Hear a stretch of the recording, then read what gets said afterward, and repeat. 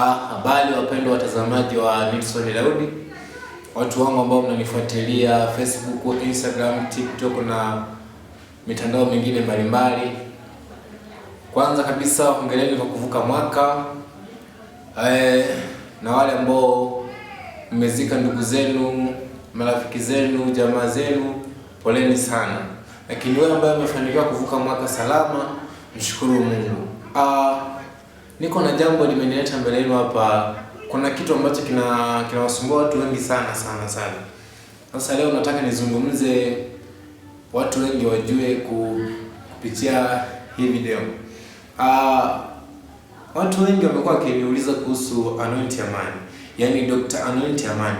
Dr. Anointi Amani kwanza ni mtu wangu wa karibu. Cha pili ni mtu ambaye tumetoka sehemu moja. Alafu cha pili ni mtu ambaye tuko kwenye ukaribu mkubwa sana. Kwa Dr. Anointi Amani ni mtu ambaye mtu wangu wa karibu na ninajifunza mengi sana kwake.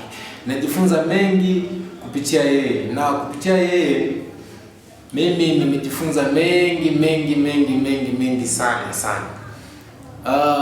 Dr. Anointi Amani na Nilson Daudi.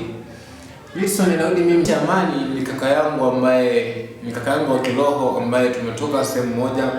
Mara nyingi mmeona nikiposti nikisema kaka, ni kaka yangu wa kiroho ambaye amenibeba, amenivuta mpaka hapa nimefika, na tumeshafanikiwa kuimba wimbo ambao unaitwa Huna Msimamo. Kwa Mungu akitujalia tutaachia video hapo mbele kidogo. Yesu karibu kurudi, onyesha msimamo. Mungu yupi unayemwamini? Onyesha msimamo. Wapi unakosa liaga?